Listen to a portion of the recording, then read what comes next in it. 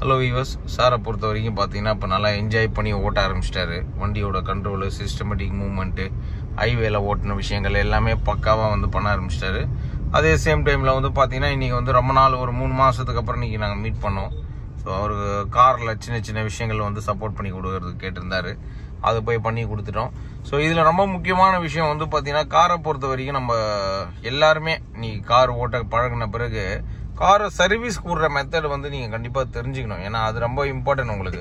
So அதுவுமே வந்து பார்த்தீங்கன்னா இன்றைக்கி வந்து ஒரு கிளாரிட்டி வந்து சார் கேட்டு எப்படி பண்ணலாம் என்ன பண்ணலான்ற ஒரு ஐடியா கேட்டு தெரிஞ்சுட்டு 1 by 1 கரெக்டாக வந்து பண்ணுறாரு. காரணம் என்ன அப்படின்னா உங்களுக்கு நீங்கள் சர்வீஸ் கூடும்போது வந்து பார்த்தீங்கன்னா ஆத்தரைஸில் விடும்போது நீங்கள் வந்து உங்களோட கூகுள் ரிவ்யூலாம் நீங்கள் ஃபுல்லாக பார்த்துட்டு விடுங்க. அதே மாதிரி வந்து பார்த்தீங்கன்னா வண்டியை வந்து சர்வீஸ் விடும்போது உங்கள் வண்டியில் என்னென்ன கிராச்சஸ் எங்கே இருக்கா இல்லையா எல்லாத்தையும் கம்ப்ளீட்டாக ஒரு ஃபோட்டோ எடுத்துட்டு ஸோ அவங்ககிட்டயே அந்த ஃபோட்டோவை காமிச்சிட்டு அதுக்கப்புறம் நீங்கள் சர்வீஸ் விடுங்க. திரும்ப எடுக்கும்போதும் அந்த கிளாரிட்டியை நீங்கள் செக் பண்ணி எடுத்துருங்க. அதே மாதிரி வண்டியை நீங்கள் விடும்போது engine oil, brake oil, coolant, வண்டியோட உள்ளே இருக்கிற பேர் பார்ட்ஸு, என்னென்ன சிஸ்டம் எப்படி ஒர்க் ஆகுது இது எல்லாமே நீங்கள் செக் பண்ணி கொடுங்க. அதே மாதிரி திரும்ப எடுக்கும்போது ஏசி முதல் கொண்டு நீங்கள் செக் பண்ணி எடுங்க. ஏன் தெரியுங்களா, ஏதாவது ஒரு விஷயம் அவங்க மிஸ்டேக் பண்ணிட்டாங்க அப்படின்னா நமக்கு அது தெரியாது உங்களுக்கு. ஸோ அந்த மாதிரி டைமில் வந்து பார்த்தீங்கன்னா ரொம்ப டஃப் ஆகிடும். எவ்ரி 10,000 கிலோமீட்டருக்கு ஒரு வாட்டி நம்ம வண்டியை வந்து சர்வீஸ் கொடுக்கணும். அதே மாதிரி வந்து பார்த்தீங்கன்னா எந்த ஒரு வெஹிக்கிள், ரீசேல் வெஹிக்கிள் நீங்கள் வாங்கினாலும் சரி, இல்லை புது கார் நீங்கள் வாங்கினாலும் சரி, எவ்ரி 10,000 கிலோமீட்டருக்கு ஒரு வாட்டி கம்பல்சரி நீங்கள் வந்து சர்வீஸ் வந்து பண்ணியே ஆகணும். வீல் அலைன்மெண்ட்டு, வீல் பேலன்சிங் இதெல்லாமும் நீங்கள் பண்ணி ஆகணும். காரணம் என்ன அப்படின்னா வண்டியை பொறுத்த வரைக்கும் நம்ம லாங் ஜெர்னி, இப்போ புது காரை பொறுத்த வரைக்கும் உங்களுக்கு ஃபர்ஸ்ட் ஒரு 2-3 வருஷத்துக்கு வந்து எந்த பெரிய டிஸ்டர்பன்ஸும் இருக்காது, பெருசாக வந்து பேர் பார்ட்ஸ்லாம் போகாது. காரணம் என்னன்னா புது காரு ஒரு 3 வருஷம் வரைக்கும் உங்களுக்கு நல்லாவே ஓடும். அது நீங்கள் யூஸ் பண்ணுறத பேஸ் பண்ணியிருக்கு. நீங்கள் நிறைய யூஸ் பண்ணிட்டீங்க. இப்போ நாங்களாம் வந்து பார்த்தீங்கன்னா ஒரு நாளைக்கு 200-250 கிலோமீட்டர் டெய்லியும் ஓட்டிகிட்டு இருப்போம். ஸோ எங்களுக்கு யூசேஜ் வந்து ஜாஸ்தி. அப்போ எங்களுக்கு வந்து பேர் பார்ட்ஸ்லேருந்து எல்லாமே மாற்றிட்டே இருக்க வேண்டியிருக்கும். சில பேர் வந்து பார்த்தீங்கன்னா புது கார் வாங்கிடுவீங்க, பட் வந்து பார்த்தீங்கன்னா யூசேஜ் ரொம்ப ரொம்ப கம்மியாக இருக்கும். அப்போ வண்டி வந்து உங்களுக்கு கிலோமீட்டர் ஓடாமலே இருக்கும். பட் ஆனால் வண்டி வந்து பார்த்தீங்கன்னா வருஷங்களாக இருக்கும்.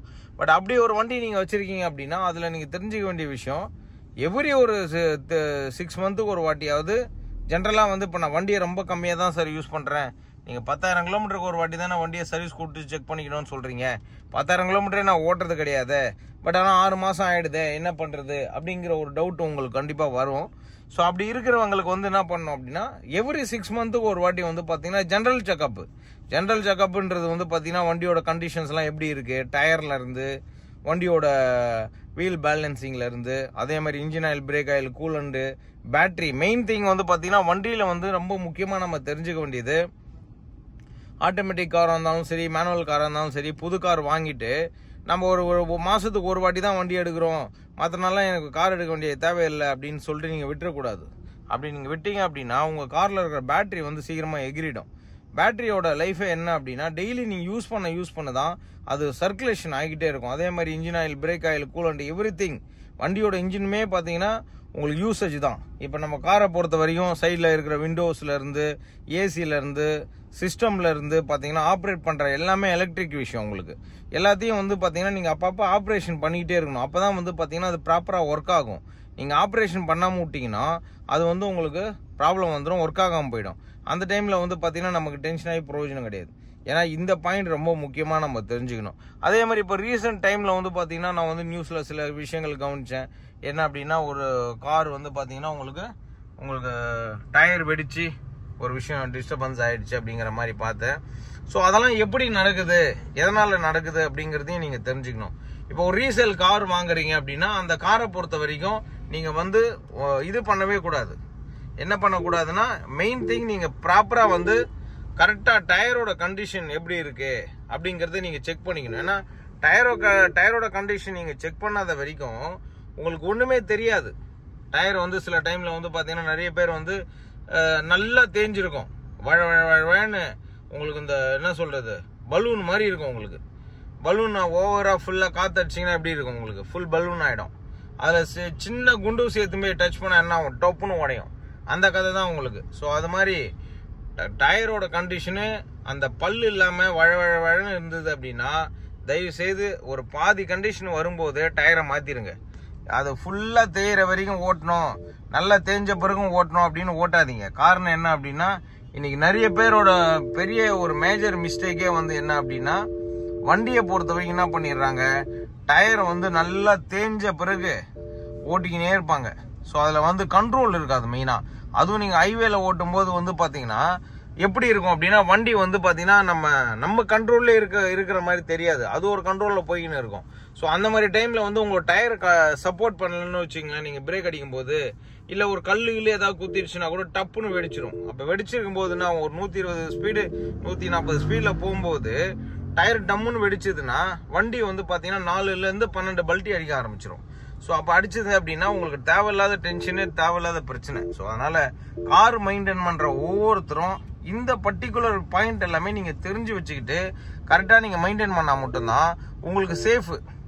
அதே சேம் மெத்தடு இப்போ வண்டியை பொறுத்த வரைக்கும் நான் லாங் ஜர்னி போக போகிறேன் சார், ஒரு 250-300 கிலோமீட்டர் ஓட்ட போகிறேன் அப்படின்னா, ஃபர்ஸ்ட் ஆல் உங்கள் வண்டியை வந்து டயர்லேருந்து வீல் பேலன்சிங்லேருந்து பின்னாடி வச்சிருக்கிற ஸ்டெப்னி முதல் கொண்டு செக் பண்ணிக்கணும். காற்று அடிச்சு வச்சிருக்கோமா, இல்லை அதை பஞ்சர் ஆனதை மாற்றாமல் வச்சுருக்கோமா, என்ன கண்டிஷனில் உங்களுக்கு வச்சுருக்கீங்க அப்படிங்கிறத செக் பண்ணிக்கணும்.